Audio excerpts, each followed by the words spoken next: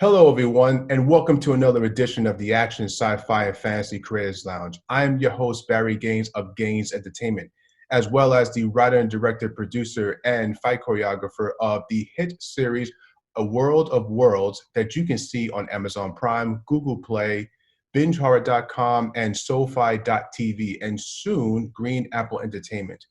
And today I have a special guest for all of you. This gentleman has been in the action game pretty much all his life.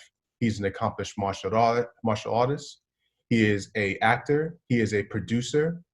He is an entrepreneur. He runs one of the most successful action genre film festivals in the country. And I just want all of you to meet this brother. So let me introduce to my man, Demetrius Angelo. Sir, thank you for being aboard. Thank you. I appreciate your time, man. Appreciate it so much.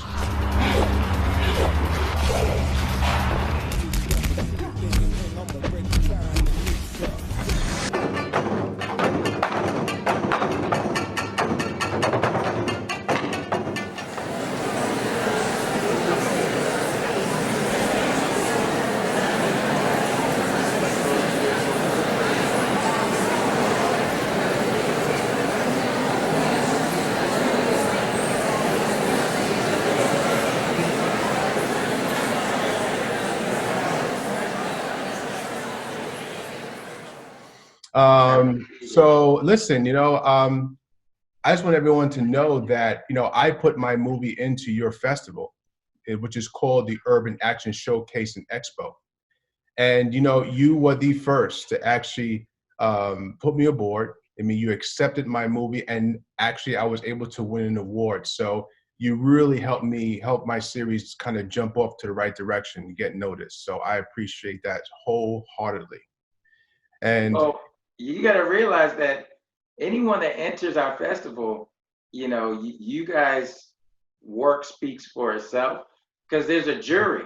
Unfortunately, a lot of the stuff I don't get to see because there's so much and I have other things to do. But the people at HBO and other major outlets that's a part of the jury select you and choose, who wins and so forth. So your work obviously speaks for itself. Well, thank you, man. Thank you. Well, you're involved in this somewhere, so your footprint somewhere in there. So thank you anyway. So listen, a lot of people have seen you for years. They've seen you on film. They've seen you in festivals. They probably even have met you in the street. But what they haven't really seen is just you sit down and talk about yourself. People really like to just know more about who Mr. Angelo is. So let's kick it off. Like, man, where did you start? Like, how did you get into the martial arts game? Oh, the martial arts game. Okay.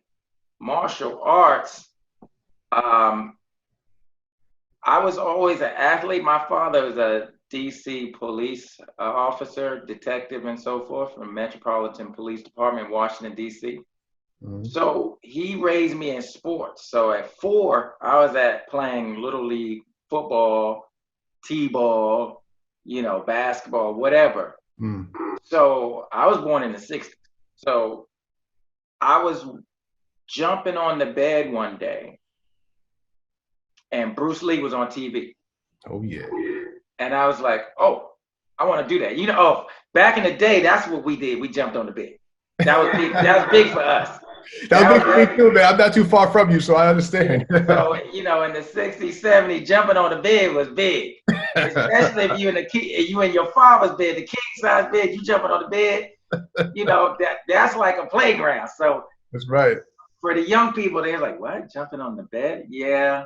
Beds had box springs and you can jump high in those days.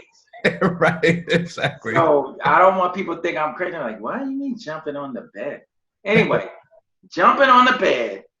Yeah. Bruce Lee was on TV. And I was like jumping up, trying to do what he's doing. I was like, oh, I want to do that.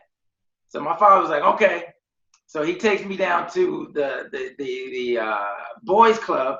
And this is 1976. So where I was born in DC. So I lived in Maryland. So 1976, we had this boys and girls club. And the martial arts that they practiced at that club was called Tang Soo Do, June Ree's Tang Soo Do. June Ree is famous. He was with Bruce Lee. If you look up June Ree, but he's from the Washington, D.C. area. So he had something called June Ree's Tang Soo Do. Tang Soo Do was a Korean style martial art. And that was 1976, 75, 76. So that's how I started in the martial arts. And then after doing it for a while, I liked football more because football was more contact. And that day, when you were young, you was just doing katas and stuff. You're doing kick, but you wasn't fighting at that time. Right. So I went back to playing football, and then you know how families, unfortunately divorce, separate. Mm-hmm. So when my parents divorced, and at those days you automatically went with your mother, wasn't no choice. Mm-hmm. So my mom was like, okay, he buck wild. He need to do something. This boy had a little control. This boy got too much energy. we need to do something. And my neighbor downstairs was doing martial arts. And his father used to be outside with him. And he was teaching him, but they wore black gis. But in my day, in the 70s, we was wearing the white gis. But when the 80s came around, when my parents were divorced, these guys was wearing blacks, and I was like, "Oh, they must be ninjas." I was like, oh. Right. It don't take much for my mind to just drift. Yeah, because I was like, "Oh, they must be ninjas." I'm like, I want to take that. So somehow, my mom's made it happen, and that dude, his name was Mike. I remember that he was the stepfather of the young guy. The guy's name was Andre Gonzalez, but his name was Mike. But I don't remember his last name because he wasn't that dude's, the dude's natural father. He was the stepfather. But anyway, he took me. He would take me to go to that place, and it was called Don Batanga's Martial Arts Center. Mm. And this was 1979 at this point, in 1979. Now, in that place, though, we was rumbling. That's the place the contact. Because we were doing something called Asian American Combat System. So it was Shunryu Kobayashi, Okinawa Shunryu Kobayashi. It was Small Circle Jiu-Jitsu. It was Largo de Mano Filipino stick fighting, because him and Danny Asano were good friends. Largo de Mano Filipino stick fighting, because he was from the Batanga Islands in the Philippines. It was American Freestyle, and it was Kabuto. Kabuto means Okinawan Japanese weapons. And it was Western boxing. So it was the first taste of what people would call mixed martial arts, because you learn several styles. Right. So that was 1979, and I never stopped from that point on, because it became a lifestyle. And then, in those days, there wasn't no youth and adults. It was just you there. So you fighting men. If you fighting adults. Whoever's there, that's who you fight. Well, it didn't matter. It wasn't. It's not like it is today. It's totally different in those days. You didn't have all that suing and insurance. You didn't have. We didn't even think about it. You didn't know nothing about no insurance. Well, Demetrius, I don't want to cut you off, but like when you started to really get into the martial arts, and really started to get out there, practice and everything else, what about it really kind of pulled you in? I mean, when I was younger, Bruce is still my man, and Bruce was a big deal for me to be able to be involved into martial arts and just being like interested.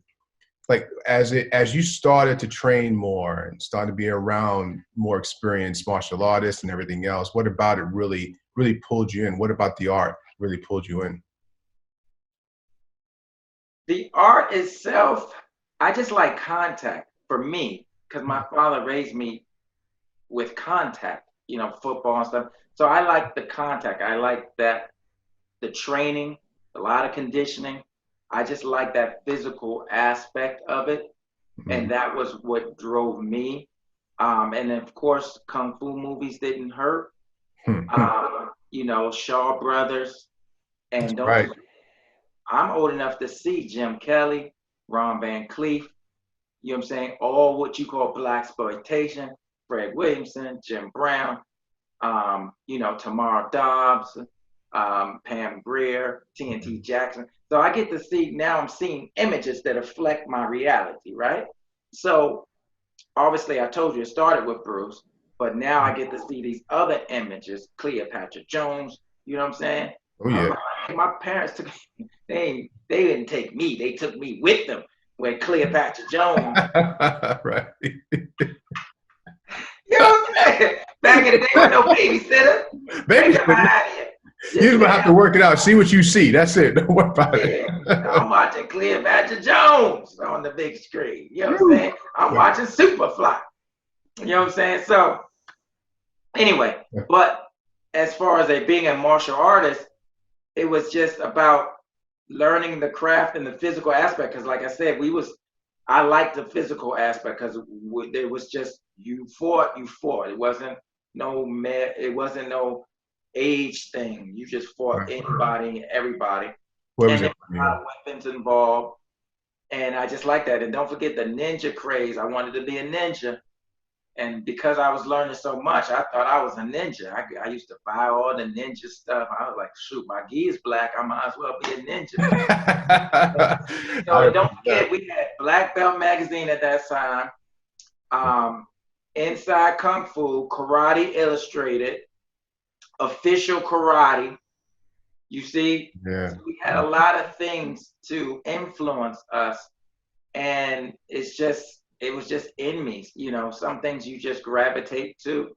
And for me, that was what I gravitated to, because I like the athleticism, the agility, the flexibility, everything that came to it. Because to me, that's what you were like, a superhero. A ninja was like a superhero.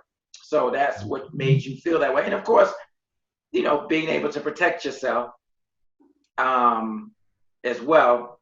But when I was young, I was a little, I ain't gonna say unruly. It's just that I just had a lot of aggression, I should say. So it wasn't really about.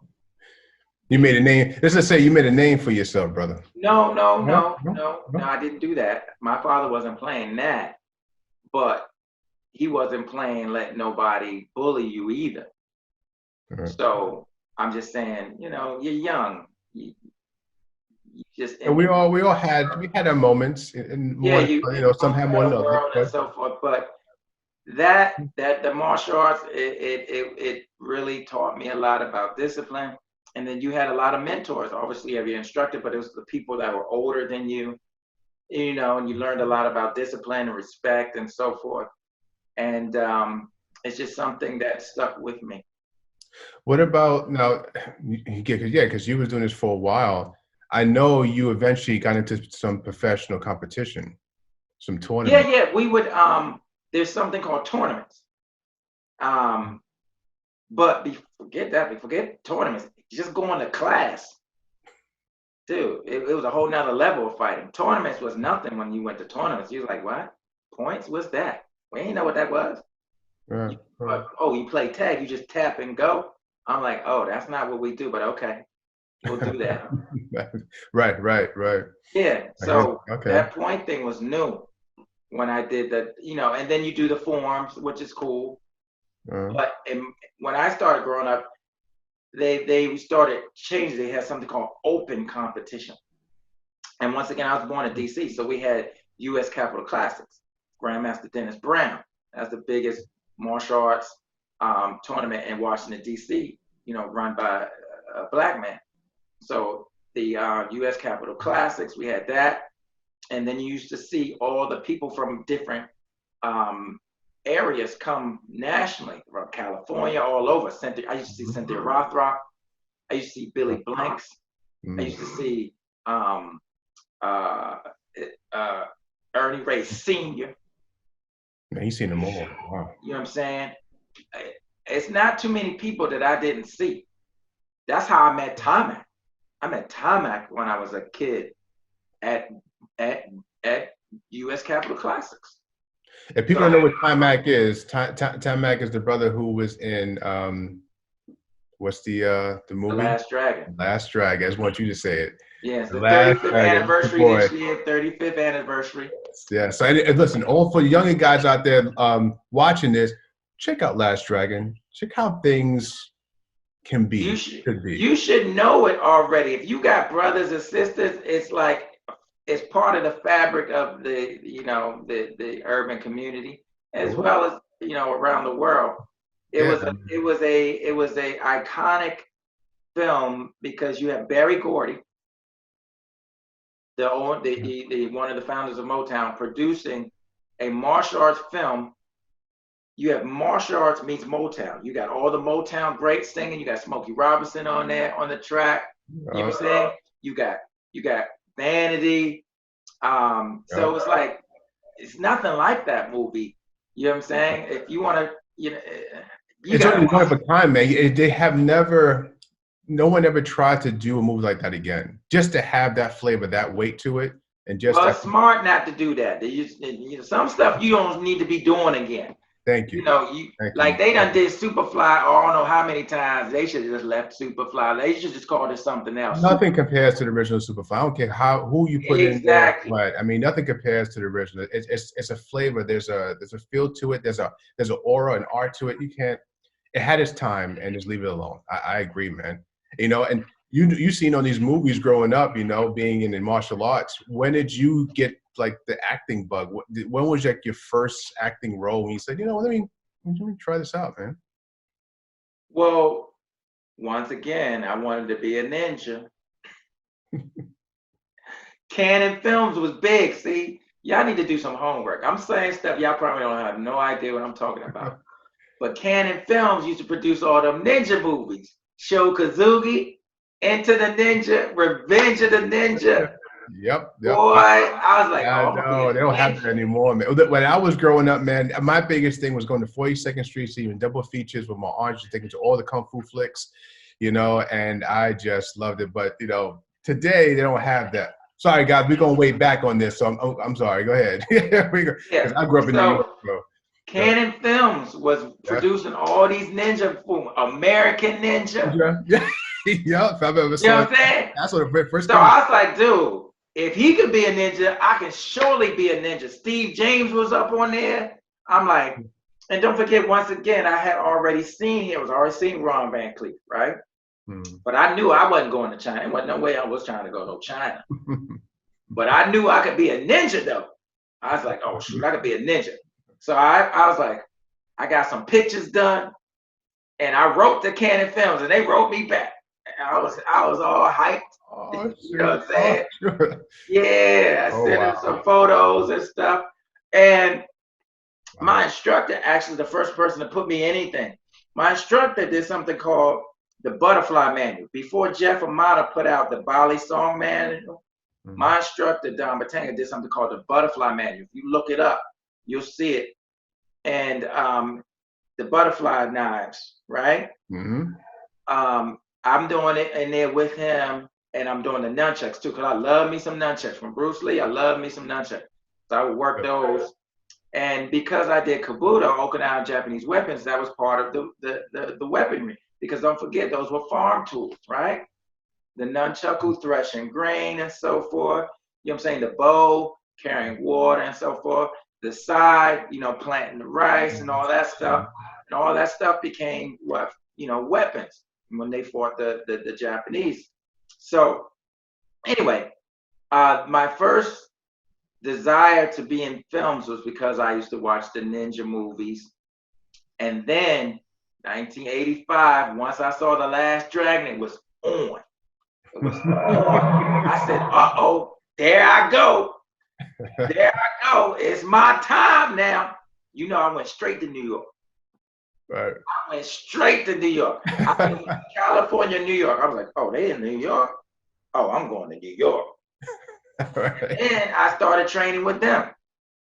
I went to a Christian liberal arts college, and we had a ministry in Manhattan at this thing called, a church called Manhattan Bible Church. But what was unique about that church is they had an outreach for the kids. that all the grandmasters used to teach. Ron Van Cleef, Chief Black Hawk San Carlos. Who else was there? So many people. T. Taylor. T. Taylor was Sure Enough's double. T. Taylor was up in there. All the Guardian Angels, Jerry, all those. Oh man, Angels, hell yeah. They was up in there. Don't forget, this is what they call Washington Heights. You see, up in Manhattan, Washington Heights. So I used to be down there training with them brothers. Tony Mayo, Grandmaster Tony Mayo, which was T. Taylor's student, and also one of Black Hawk San Carlos' student. And it's like, dude, I was there. Yeah, you was then, wow. From that, I used to model back in the day. I used to model. I started modeling like 18. I was doing some modeling. So somehow, I forget how we did it, but we came to the Uptown Comedy Club at the National Black Theater. Now, y'all used to see it on TV back in the day, Uptown Comedy Club. But before it was TV, it was just straight Harlem, in Harlem. And what happened was, I went there one day, and I was talking to the owner. And the owner was Beast from The Last Dragon. Oh, what? Shehad Andre Iceman Brown. And his brother is Kevin Brown.com from 30 Rock. That's his brother. Oh. Yeah. So if you go to the movies, you had Crunch, Beast, Cyclone, right? The three dudes that was with Shona. Beast is a kickboxing champion, but he a martial artist. And he ran the Uptown Comedy Club. So we was talking, he's like, oh, just come down, because they trained at the club inside while it was closed. I'm telling you, dude. Oh, get out. So he let me come down and train with them. So I was just fortunate. Man, I mean, very fortunate to be able to be with these people. And it was just a blessing. And then Grandmaster Ron Van Cleef, I met him on set of doing a commercial, even though I knew him like passing, going to different seminars and tournaments and so forth. Right. But I got to really meet him and talk to him back when I was doing like commercials and stuff, because he was the head of the stunt. He was the head of the stunt coordinators, stunt performers. He was the head in SAG at that time. Oh. Maybe in that era. Right. Along with other things, so much about him. First, the oldest person to compete in the UFC. He was the commissioner of the UFC. We talking about the original UFC. We ain't talking about what y'all. Yeah, the new joints. You got weight classes and all that. When you fight one time, we talking about the original. When you used to have to fight. Anyway, point is, met him on set, and he got me my first HBO commercial. Back in the day, in order to watch HBO in Spanish, you had this button on your remote control called the SAP button. Yep. See what I'm saying? Y'all gonna have to look at the internet to get this, because y'all ain't got this right now. You get what I'm saying? No. The SAP button used to translate it into Spanish. So we did this old school commercial where the dude was getting beat up because he couldn't understand what we're saying. Because in the Kung Fu movies, your mouth is moving, but it don't line up, right? Exactly. That's the famous thing. Of course, yeah. Yeah, so we did this commercial, and we all these martial artists, and that's how I got that, because he called me to come down there to audition for that. And that was my first working with HBO. That was like 1995. It was all over the trains, all over the magazines. So man, that's the first one, man. I mean, that was. I got that. I can show you a little bit because I got some photos of it. But anyway. Yeah. That was back then. So I was just doing it. But to get into the big stuff was very hard, because we people of color were few and far between. But don't forget where I'm talking about. I'm talking about the 80s, right? And I'm talking about the 90s. So your first, after the 70s, what you call the Blaxploitation Era, that ended in 1984. One Down, Two to Go, the sequel to Three the Hard Way. Jim Brown, Fred Williamson, Richard Roundtree, Jim Kelly. The first film to star an African American as an action hero that was not part of that Blaxploitation era was 1985, The Last Dragon. Go ahead and look it up. You will not find a film before that that was not coming out of that quote. Yeah, the Blaxploitation era. Blaxploitation era. So Last Dragon jumped it off for so many people, even heroes today. If you follow me on Facebook on my Urban Action Showcase page, you see that I had Luke Cage, right? Meet with Tarmac and Luke and Mike Coulter, which is Luke Cage. So Tarmac, the first movie his mother took him to see was The Last Dragon. I saw that too. I saw that on right? Yeah, I saw that. Yeah. Yeah. So, you know what I'm saying? He's the inspiration for the rest of the black heroes or heroes of color, period. He is the catalyst for that. That being said, the next movie we had available with an African American lead was Action Jackson. I remember Action Jackson, yeah. I mean, Carl Weathers, because before then, he was the villain in what? He was the villain in Rocky, right? Apollo Creed, until later on that he became, partner with him when he had to fight Drago, right? Right. So, definitely gets killed. But the point is, us leading action films was just, and I'm a little older, so, it was very difficult to get into that way. Right. The 90s came through, and we got Wesley Snipes on the scene. We got Wesley on the scene. Yes. Wesley has a lot of credit to Wesley, man. Really, And then the first African American superhero. You're gonna be mad. I don't see Meteor Man as no superhero. I don't care.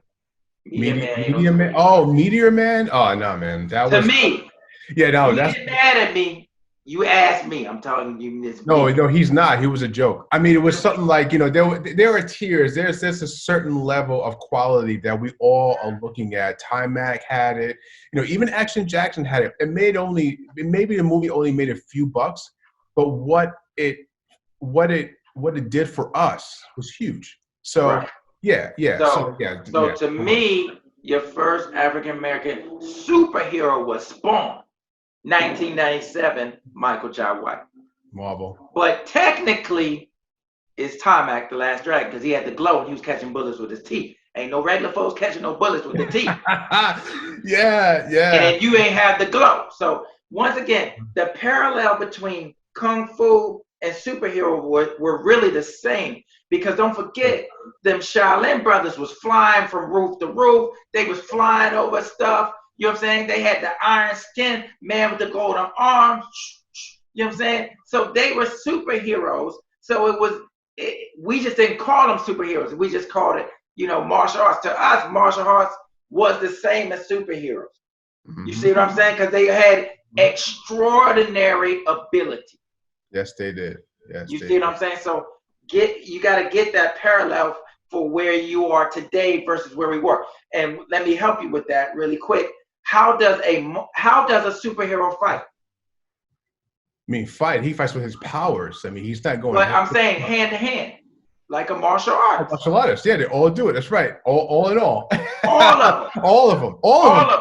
Yeah. Even I'm gonna take you back to the origin. Where did Batman go to train? Where he trained with Ra's al Ghul.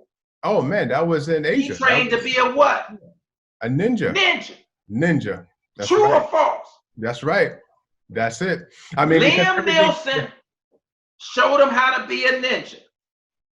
Yeah. You see that? That's why these people, you gotta take people from the root to the fruit. They think the fruit got there by itself and it ain't got nothing to do with the root. I'm like, y'all lost. No, you don't understand. Yeah, so people understand that martial arts is the greatest fighting style ever. I mean, it's just what it was, and it's just what it is, however you want to do it. If you take a little bit here, take a little bit there from somewhere else, but it all comes down to the majority of your physical, preparation, your fighting style is going to come from martial arts and everything. So yeah, so everything comes from that, man. And now, and you being in the movies, like getting your foot in there, and being just really fortunate for who helped you get in there. Well, that's what I'm saying. Yeah. My first commercial, national commercial, was from Grandmaster Ron Van Cleef. He's the person that told me to go down to that audition. He wasn't in charge of it, but he must have had the breakdown because it was legit HBO. And that's 1995. And I didn't finish the story. No, that's but good. 4 years later, I started working at HBO, 1999. Yeah. I've been HBO. I was part of HBO since 1999. They came and got me from my fitness class when I was teaching kickboxing. So I'm like, dude, you gotta understand how these pieces come together from different spaces. What did you do in HBO? I was teaching fitness for them. I started teaching fitness for them. And then from there, I branched off to working with the different, we had something called infinity groups. They call them now employee resource groups, which would put together different projects and stuff for the community, surrounded with the film genre and so forth. So I did a lot of stuff. That's how I met Warrington Hudlin. I was doing a lot of different programs with the different employee groups. I was the head of the Asian for film. Yes, the Asian group. I was the head of the Asian group for film. Man. I was doing stuff with the African American group. I worked with everybody. So that's how I started doing all those different panels and programs. I interviewed Nelson George. Remember Life Support? I think so. HBO Life Support, Queen Latifah. Yeah, the Queen. You know what I'm saying? Yeah, wow. Nelson George was a director. I interviewed him for HBO. Man. So once again, I go way, way, way back. But let me go back to me getting into doing action films. Yeah. The struggle after doing that commercial, still there was no really place for more than one person of color. You got to look and see. It's really not so much room for you to get in as a person of color. So what was the next step? Indies came out big in that day. A lot of indies in that day. In the 90s, all them films were brutal. A lot of people don't know. Billy Blanks did a lot of martial arts films. A lot of martial arts films, Billy Blanks. Look it up. King of the Kickboxer, Talent of the Eagle. He's just got so many films. That was the day of video rentals, Blockbuster, video. Everybody know what a VHS is? Nope. Nowadays they don't know what VHS is. I mean, so pretend Netflix wasn't on your TV. You had to go somewhere and you had to pick it out. You used to have a membership. Oh my goodness, man. It's just so. So you had to remember the day that you had to bring it back. You know what I mean? So it wasn't. You had to bring it back, and what else you had to do? Rewind it, baby, or they would charge you. They didn't charge you. That's right. Be kind, rewind was the major thing. Or they would charge you. So when you went to that video store, whatever it was, your neighborhood one, whoever, you seen all these martial arts films, all these action films that was straight to what you call VHS.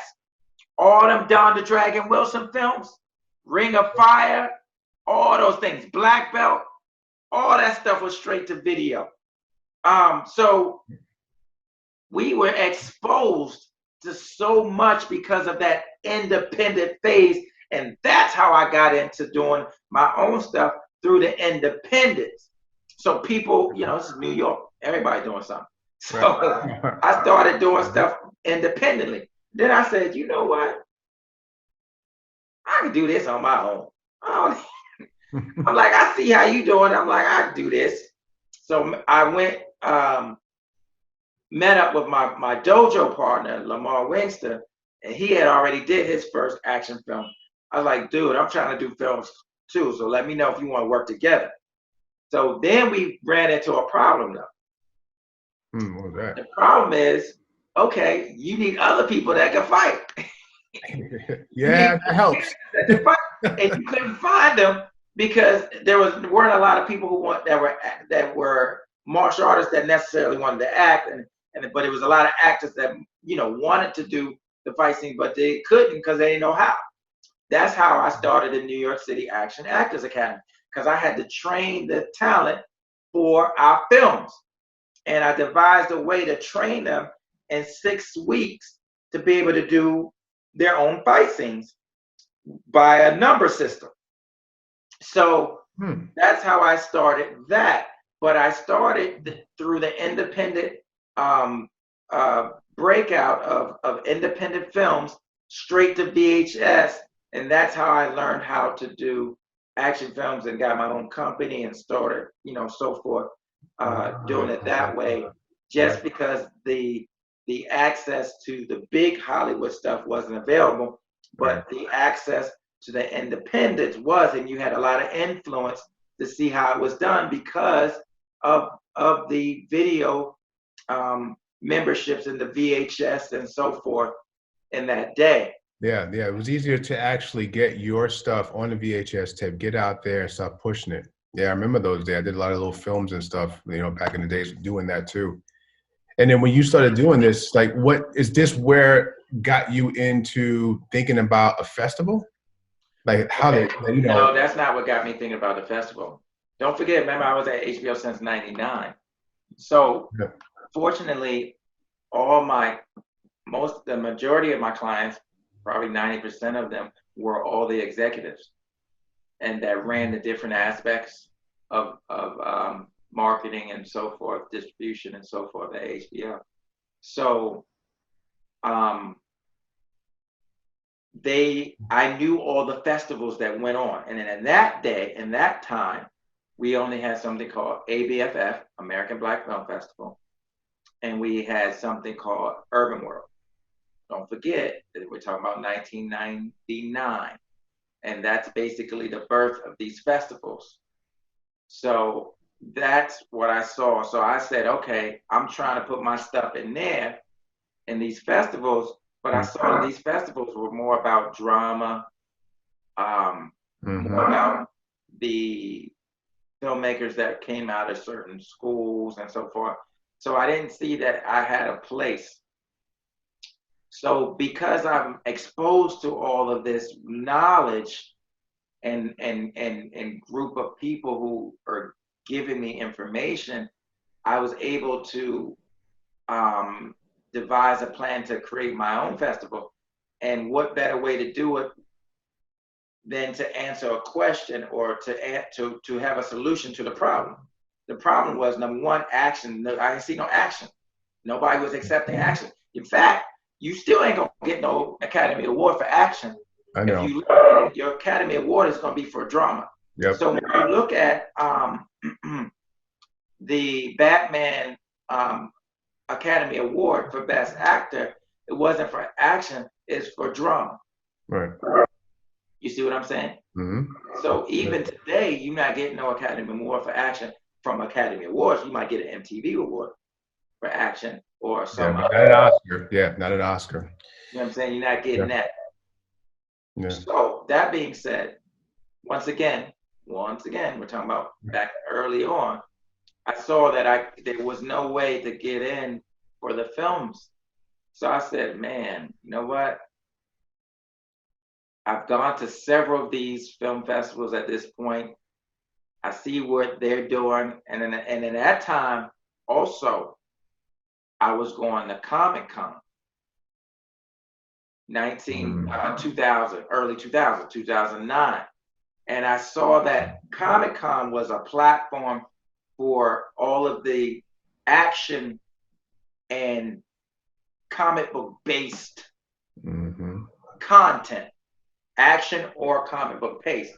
So I started doing that with my film company to promote my independent films. So getting a feel for that, I said, you know what? If I married these two, I can do two things. I can be a solution to the problem that there's no action film festivals available, and also be a solution to the fact that there's hardly any people of color. So I said, if I can marry these two, I can bring both exposure and I could bring education, and then I could bring facilitation to one place where people can learn about the genre, get into the genre, and if they already have content, be exposed on the largest platform in the world called Times Square, at the largest multiplex theater in the world, and be able to be inspired and to be encouraged to continue their craft, because they have their heroes there saying, you know what, this is how it's done, and keep up the good work. So that's how that came to be in 2012. I started negotiations at HBO with my, those colleagues, which were heads of the different programming. And by the grace of God, once again, these were my clients. So I had a different relationship. You can't do that if you, also I'm a consultant. I was a consultant. I'm not a employee, I was a consultant. So it's a different relationship that I had, which gave me access. Relationships give you access.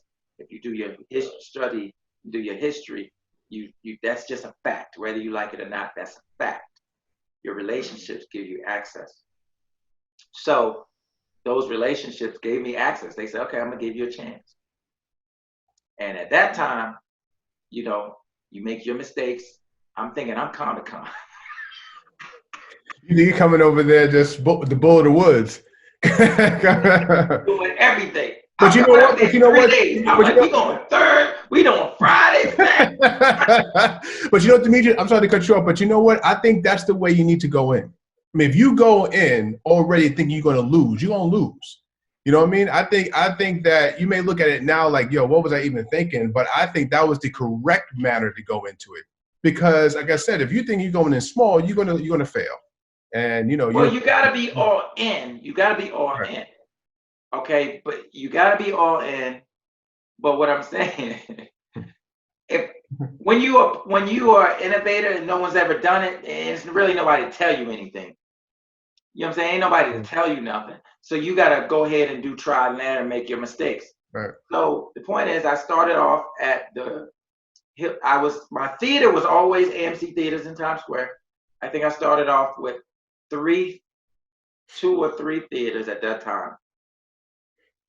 But my expo was at the New York Hilton Midtown, which had a convention center inside of it, run by the Javits Center at that time, run by the union of the Javits Center. So they had their own expo center and connected to the Hilton. If you ever been there, they have an expo center, huge, 36,000 square feet. So of course I'm in there. I'm like, yo, this is where we at, baby. This is where we at. Met a wonderful individual there, Dina Hill, who helped me out. Said, listen, I want to work with you. Let's make this happen. And we made it happen. Woo, we made it happen. But the thing is, I didn't have a lot of people show up, but I'm telling you, it was iconic. It was iconic because it set the precedent and set the pace. Fred the Hammer Williamson, Michaeljaiwhite, Tamak, Ron Van Cleef, the Black Dragon, Tamak the Last Dragon, Lady Deathstrike, Kelly Hugh. Yep. I had all those people. Day one. .com was there. Like I said, which is Kevin Brown. So it's like I had a lot of celebrities, just I didn't have a lot of people. But everybody had such a great time because all these icons of history coming together in one place. Everybody really enjoyed themselves. Ben Ramsey was there, which he was the director of Blood and Bone. He was the director of The Big Hit. He was the director of Dragon Ball Evolution. You know what I'm saying? First black man to direct a superhero movie. Yeah. Well, how many days was your first festival? 3 days. 3 days. So we had Friday, Saturday, and then Sunday was just seminars at a different hotel, at the Penn Hotels. So did HBO help? I know they helped you along with it, but did they financially help you as well to kind of move along? Because yeah, people they like were my ourselves first trying to move it. sponsor. Yeah, They were my first sponsor, but the sponsorship that they gave me at that time didn't cover everything. I had to do that out of pocket. right. Yeah, I messed up my credit doing that. Yeah, that's what happened. That's like every businessman, man. Every Messed up entrepreneur my says the same credit. thing. Messed up my credit, But you but know what? I'll get it back. It, I'll get it it back. was worth it. It was worth it because I had no fear. You know what I'm saying? Listen, this is year 8. You know what I'm saying? You got to have a beginning. Congratulations, So man. that's how we started. And then I began to refine and understand. And then I just made it 2 days from that point on. I began to refine. And then, of course, I had some big people call HBO and say, "Oh, y'all need to do some more stuff like that." That's how I got. That's how I stayed on board. The Emma Bowen agency, look them up. Emma Bowen agency, big agency. If you look at their sponsors, all the media networks sponsor that. They called up HR and said, "Oh, y'all need to have more stuff like this." They said, "What?" So the guy told me, my client at that time that was head of PR, said, "Yeah, they called us up over in HR and said that we need to have more programming like your Urban Action Showcase." I was like, "Oh, okay." That's when I went to the next level. That's when after that second year, that's when I got distribution on Cinemax for my contest. That's when they grew with me to having something called the Cinemax Action Short Film Competition at that time. And that's how we got distribution on Cinemax. Oh, okay. That's why the HBO/Cinemax. Right. Okay, now I get it. Oh, yeah, we're the same. HBO Yeah, Cinemax is HBO. Right. It's just another branded channel. Right. Yeah. Oh, man. But now, go ahead. Yeah. 20 so years later, but year 8 for me, as far as the festival, we're not called that anymore. We're called Warner Media now. We got purchased by AT&T, and that was finalized last year. So now we're not in the HBO building anymore. But for those who's been a part of the Urban Action Showcase, know that we had our awards at HBO. So you, as a filmmaker, got to come to HBO. Yeah. You have your awards there at HBO. You had your reception at HBO. You know what I'm saying? You were. And let me tell you, Demetrius, I was there for the last year. I was so fortunate to experience that in the HBO building. Having the ceremony there, sitting down, actually getting an award. Just the whole experience itself was just memorable for me and for my crew as well. And I was very fortunate. That was the last year. The last year, I didn't even know until like maybe the end of the night, and I heard about it. The purchasing come along, and you said we may not be here. We're not sure. We got to see how things work out. But you know what? It didn't matter because you're still continuing. I mean, yeah. So what I'm saying is we're called Warner Media now. That's what I'm trying to say. Yeah. Now we're just. Well, you got to realize Warner Brothers were always owned us. Warner Brothers was the parent company, right? So they always owned HBO, Turner, TBS, TNT, all that. That's part of under Warner Brothers. But now AT&T calls us Warner Media. So we're HBO, Cinemax, Turner, TNT, TBS, CNN. We're all part of this conglomerate called Warner Media. So now Warner Media is my sponsor. So it's called the Warner Media Action Short Film Competition now. That's okay. It's the same people, just a different name. No, yeah, it's called but no, it's actually more access now because before I was just doing HBO content, HBO and Cinemax content. Now I'm doing all content, all action content from all the places. Yeah. Nice. Okay. How does it look for next year? What's the look for the Urban Action Showcase and Expo? Okay, so we moved last year to the Warner Media facility, but Warner Media is not allowing outside people to come in like HBO did. Warner Media is a huge. Warner Media is where you go, where that it's on in Hudson Yards. And it's where that big mall is attached to it. and you have that thing called the vessel that looks like a beehive. So because of security and stuff, they're not letting outside people come in there. So we can't do our stuff inside of Warner Media like we did inside of HBO, but we'll be at the theater like we did last year. Like last year, as you saw, we were at the theater for our reception, and we actually had more people because HBO was exclusive, only for filmmakers and like one guest that was part of the production or whatever. It wasn't for the public at HBO, it was private. But now, when we moved to the theater last year, we allowed the people from the public to be a part of it. And if you was there last year, we made history again. We've been fortunate to make history every year by doing something that's never been done before, such as bringing out Carl Scott.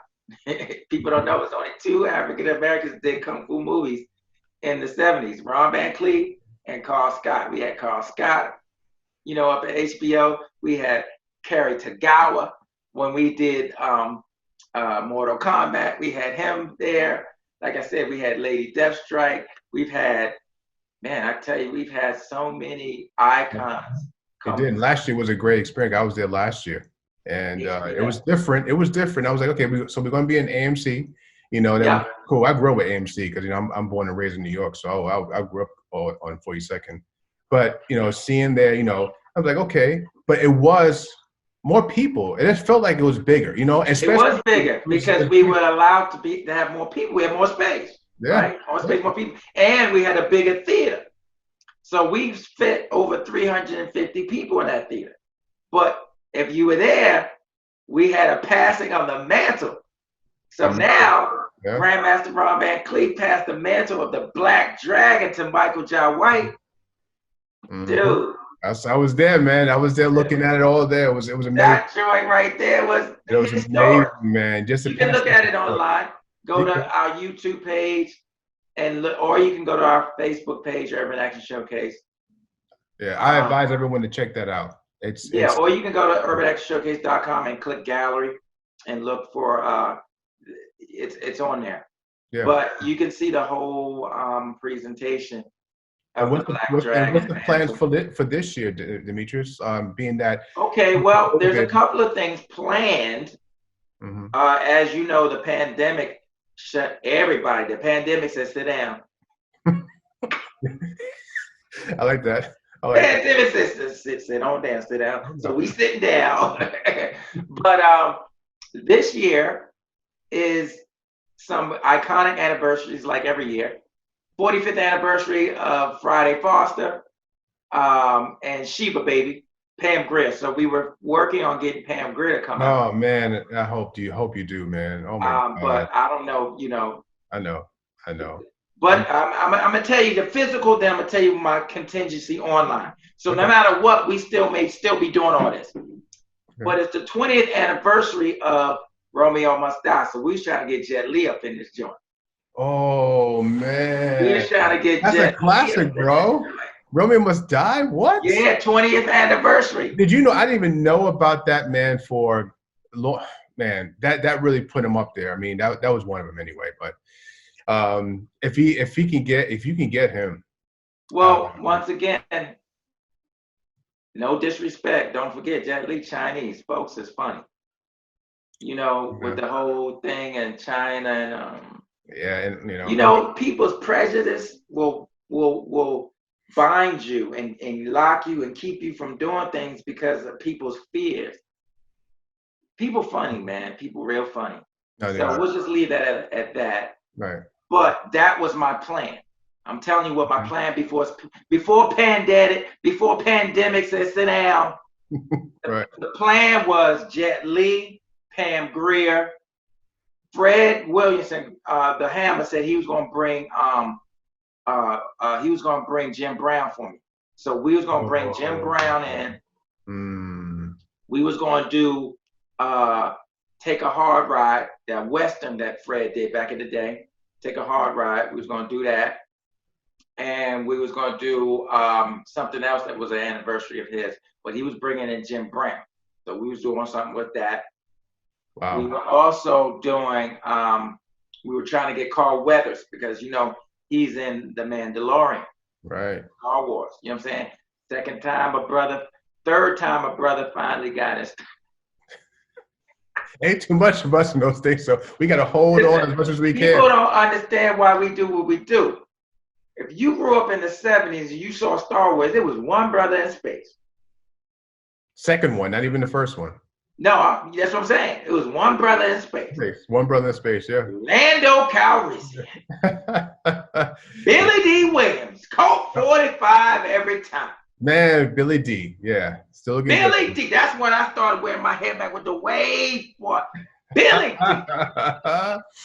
Yeah. That's when I went from the afro to the wave. I was like, I'm greasing my water, boy. Greasing water. Okay, for folks who ain't black, grease means hair grease or hair pomade. Right, and it goes on the hair and it goes back. And back in the day, you had two. You had the blue ultracine and the green ultracine. You ran the water in your hair. You put the grease in. Oh, you used to brush it in. And what was the water for, Demetrius? It was to soften it up. Yeah. Because you couldn't go straight into grease the hair. You had to kind of base it a little bit. Yeah, you got to put the water so it can absorb it. Get the sheen going. Yeah. Right? And then for those who were in the stocking cap thing, you put that stocking cap was literally a stocking of your mama. You used to have this line going across your head. Yo, Ma, can I get one of those? There you go. It's your pantyhose back in the day. Right. Pantyhose. The tan ones now. Tan now. Yeah. And you just slick it back. And you be smelling like blue grease. I remember those days, brother. Oh my goodness gracious. Okay, because you people out there, cats don't know what we're talking about. Look it up. It's on YouTube. I'm quite sure. I don't even know if you can find this. I don't even know if you ain't got nobody for reference, you're going to be lost with this. Well, listen, if anyone goes to the store and sees Ultrasheen, that is what we're talking about. It's still there. Yeah, exactly. If you see it. I don't even know if they got that. Yeah, they still have it, but I don't use it anymore, man. But anywho, back to where I digress. Back to where we was going. Yeah. We were able to, like I said, open it up now. So now we're doing that. We were gonna have all those people there. Like I said, 2 people, color people in space. Mm-hmm. Back then, you had Lando Calrissian, which is Billy D. Of course, they killed him off right away. We didn't get another brother into space until 20 years ago when we had last year when we had the 20th anniversary of what was it called?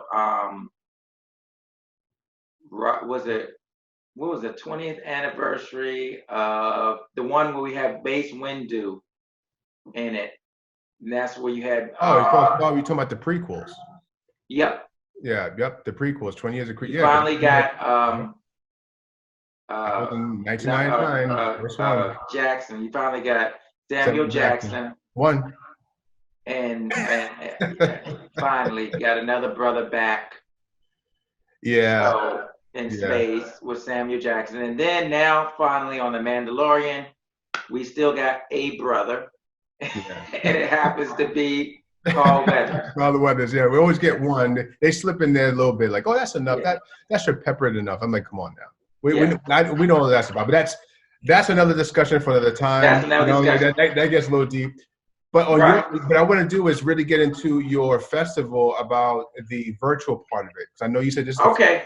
So virtually now, contingency-wise, we said, okay, well, we can easily do, I have a platform through Vimeo. I can easily do all the films online so anybody can watch it anywhere. So you can watch it on your smart TV, you can watch it on your Roku, you can watch it on your Fire Stick, you can watch it on your Apple TV, you can just watch it on your phone, your device through Vimeo. So we're gonna do the official selections that way, and that'll be 8 days. If we're only doing online, it'll be 8 days available, official selections, and they'll be in film blocks like always. So you can actually just buy the film block you want to buy, so you don't have to buy the whole thing, or you can just buy the whole thing. And then the whole thing obviously gives you access through all film blocks, but it also will give you access to the panels. So we're going to be doing Zoom panels, sort of like you see right now, but we're going to have different panelists on. We have our Urban Fist of Legends panel, where we have all the icons together. We have our anniversary panels when we're celebrating various anniversaries of different films. We'll have a Back to Black action panel, which will focus on Black action heroes. We have our Sheroes in action panel, focusing on female heroes in the action genre. We'll have our martial arts and cinema panel, which focuses on martial arts films and so forth. So we're going to have all those panels through Zoom. We'll have them scattered so they're not all on one day like we normally do it. So they'll be on different days, probably both Saturday and Sunday, and then they'll replay throughout those 8 days as far as those panels concerned. But the films will stop playing on the last day because that's not our content. That's, obviously intellectual property of other people. So it will only be available for people to screen during those times. And we'll have the awards online as well, because we can obviously announce all the awards and everything online and do it when the person wins. If they're on there, we'll show who they are and so forth in their film and what film it was and so forth. So we can plan for the awards online as well. And then, shipping and handling, you unfortunately will have to pay your own shipping and handling. We ain't shipping you. You pay your shipping. It ain't a lot, but we'll ship you the award and so forth, like we do for people who don't show up to collect their award. So yeah, we're pretty much doing. The only thing we're not doing online, we are featuring certain films. So if you got Prime and those films are on Prime, you'll be able to see them. You just go to the Prime link and you see it anytime we want. We'll have watch parties for certain films and so forth, where we're on while we're all watching it. We can interact. So we'll have watch parties for certain anniversary films, if you got it on the platform. So if you're on Prime, you can watch it that way. If you're on Netflix, you can watch it that way. So it'll depends on what platform it's on. That's how we'll do our watch parties for the anniversary films. Oh, nice. That's how we'll do that part. But the panels, really simple, would be Zoom panels. Same thing, seminars. We're doing seminars the same way. Just like we do our physical seminars with the masters teaching, we're going to do it the same way on Zoom. Oh, no. Class on Zoom all the time. So you're not going to miss anything. What you're going to miss is what you're missing now, which is that networking interaction, with touching.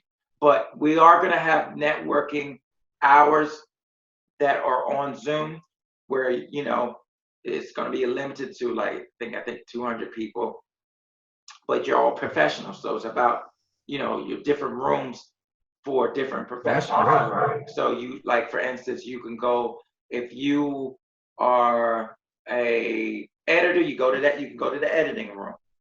If you are a cinematographer or DP, go to the DP room. If you're a writer, go to the writer room. But it's a networking hour where everybody comes together. You see what I'm saying? Yeah. So we got a plan. Hello.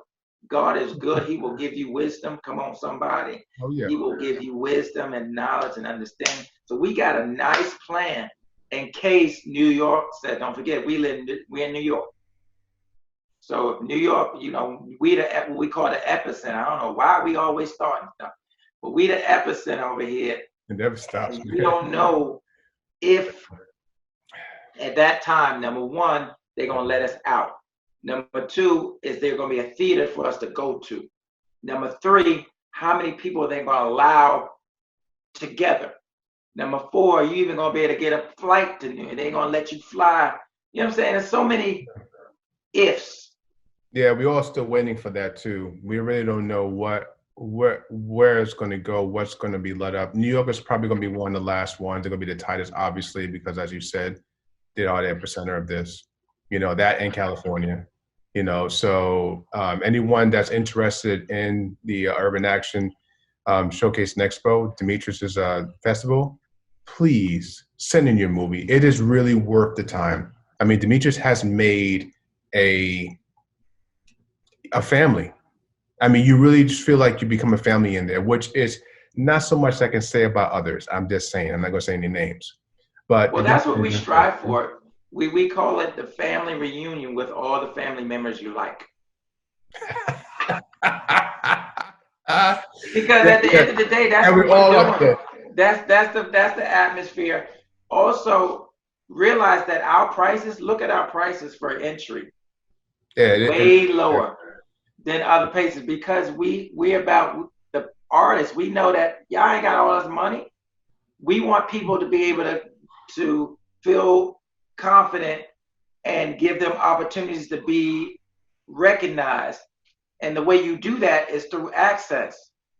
You know, we're about bringing both access and awareness. So access is not charging $100 for an entry fee. That don't make no sense. Yeah. Access is saying, okay, shorts are only $10 or $15. Features are only $20. That's access. You know what I'm saying? That's something you could say, oh yeah. And then we give you options. We know everybody's not on the same level. That's why we have something called Blood, Sweat, and Bones. That's for lower budget content where you know you're not competing against the big boys. Because when you go in here, you competing against celebrities. I ain't gonna lie to you. You competing against professionals. This is not for these are professionals. These are professional filmmakers. Ben Ramsey won the Cinemax Award last year. He a professional. Yeah, right. Yeah. And that's what I love about that you have that part of it too, that blood, sweat, and bones, giving everyone a chance because everyone has ideas, but they don't have the funds. But that's it. Yeah. Or the talent necessarily. So blood, sweat, and bones is for we have that for every category. From shorts to features to Sheroes in Action, what we call it, Angels of Action, to even to 2-minute warning, which is just action scenes 3 minutes or less. Web series, same thing. Mm-hmm. New media, same thing. So that blood, sweat, and bones category extends to everything. So you have an opportunity to be judged by people on the same level and the same budget. Now, mind you, people can own their equipment and in their budget will still equal blood, sweat, and bones. So realize that also, because if you own your own red camera and everything, well, your budget is nothing if you're not charging. No one's charging you to film, right? And people are doing it for free, then you see. Right. So the point is, you're still going to have good content. Just because it's a lower budget doesn't mean anything. No. So I just want to say thank you, Demetrius, for being on here, man. Thank you. I appreciate the time. It was cool chatting with you guys. Yeah, man, it was just so great. I learned so much about who you are, what you're doing, where you're going, why you're doing it. It just kind of pulls in people more about your festival and yourself. I appreciate that, man. Give me the time. Thank you so much. Thank you for the opportunity. I appreciate it, and I hope you guys check us out. Thank you. And then hopefully, somehow you attend either virtually or in person. And we will. Thank you, Demetrius. And everybody, subscribe and check out UASE, please. It's a bad boy. It's a bad boy. All right. See you, Demetrius. I see you soon, man. All right. God bless.